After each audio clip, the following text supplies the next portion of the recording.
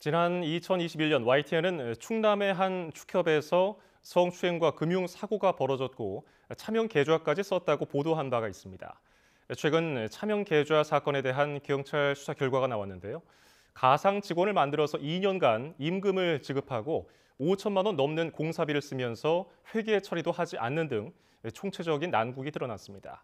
그런데도 경찰은 돈을 빼돌렸다는 증거가 없다며 사건을 송치하지 않았습니다. 양동훈 기자가 단독 보도합니다. 조합장이 성추행 혐의로 1심에서 유죄 판결을 받은 충남 지역 축협입니다. 성추행 사건이 불거진 지난 2021년 차명 계좌 존재가 함께 드러났습니다. 경찰 조사에서 해당 축협은 지난 2015년부터 2년간 3명을 고용한 것처럼 꾸며 급여 명목으로 수천만 원을 송금한 거로 확인됐습니다. 이 돈은 어디 갔을까? 당시 축협에서는 주변 땅을 무단 점유해 주차장으로 사용하고 있었고 원상 회복 명령이 떨어지자 사업자 등록도 하지 않은 무허가 업자에게 공사를 맡겼습니다. 축협 측은 무허가 업체에 공사를 맡긴 바람에 정상적인 회계 처리가 불가능했고 어쩔 수 없이 가상 직원들에게 월급을 지급해 공사비로 썼다고 경찰에 해명했습니다. 도로와 주차장 민원이 너무 심해 시급하게 공사를 해야 해서 편법을 썼다는 겁니다. 하지만 경찰이 확인한 편법의 내용은 단순하지 않았습니다. 우선 가상 직원을 만들기 위해 2년간 근태 기록을 조작한 것은 물론이고 세무당국에 일용 근로소득 신고까지 했습니다.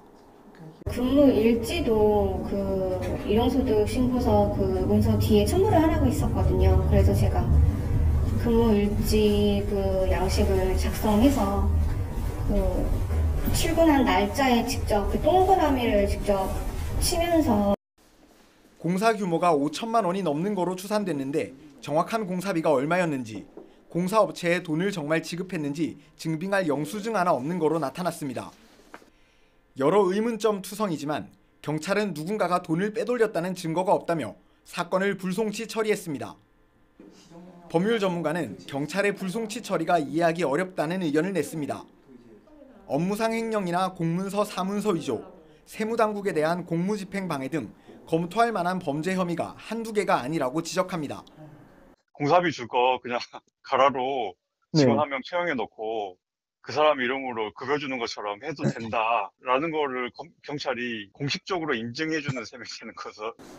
결국 경찰의 사건 처리가 이해가 안 됐는지 검찰도 조사를 더 확실히 하라며 경찰에 보완 수사를 지시했습니다. YTN 양동훈입니다.